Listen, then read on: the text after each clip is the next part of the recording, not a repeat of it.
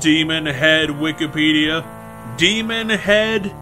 That's the best that Nintendo handheld had to call this final boss fight with a big giant demon head, but still, it's the principle of the thing. At the end of development, could you really not think of anything that would sound clever, or something that doesn't sound like you literally thought it up in 27 seconds flat because you literally ran out of ideas before you hit this final boss fight? But to be fair, they did have one idea, and that was the innovative combat design that they had going for it. How you damage Demon Head is that you have to jump into his nose using the two giant springboards floating in this void that you're fighting Demon Head in. The problem with the combat is that the weak spot, the nose, has one of the tiniest hitboxes you'll ever find outside of Dark Souls.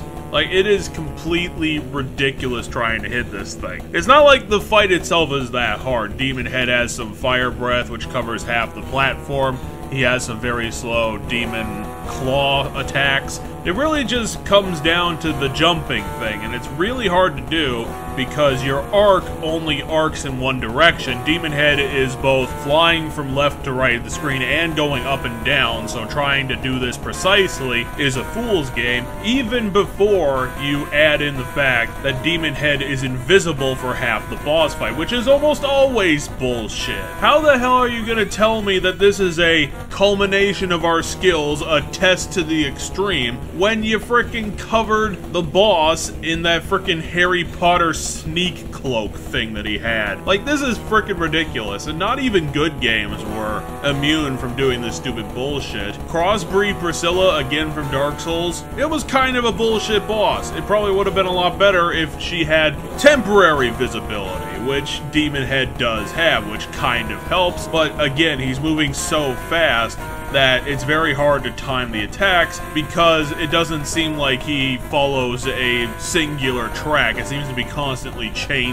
And again, the invisible thing combined with his speed and all that other jazz just makes it infinitely harder to actually get a beat on, which means that you end up dying to the boss because of the invisibility bullshit and not really because you're a shit player of the game. If they hide the boss from you, how the hell can you call it not skill when you end up dying? And at the end of the game, again, the mechanic where if you run out of lives, you get to start over, but the game gets to take away one of your collectibles, and if you don't get 100% of then the game calls you a massive idiot because you didn't do all of the stuff.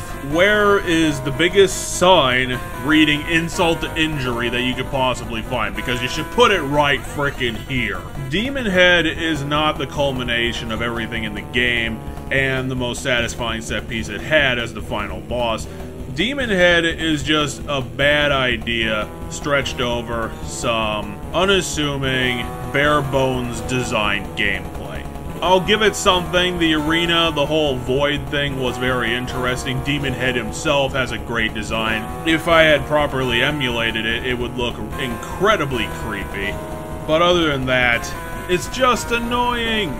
Because it was designed to be, okay? Invisible boss fights do not work. I can't think of one instance in where actual invisible bosses actually worked out for the better if they weren't visible. It just isn't a thing that's going to work, especially when you are requiring us to hit a small hitbox on the invisible, slightly not visible boss that we're dealing with. And then the whole jumping thing probably would have worked better if we could alter our trajectory, but giving us only one arc means that it becomes even harder to try and hit Demon Head, and we don't need it to be harder or longer, okay? It feels like a boss fight where it's all luck, because you can barely time your jumps correctly.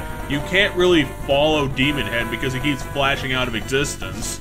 I mean, I'll give you a point, it definitely feels like we're fighting some sort of extra-dimensional horror from beyond our imaginings, but you kinda have to bring it down to our level, still, to actually make it satisfying, challenging, fair, and an actual good use of our gameplay time. A Virtual Boy game did not need to end like this. No game needed to end like this.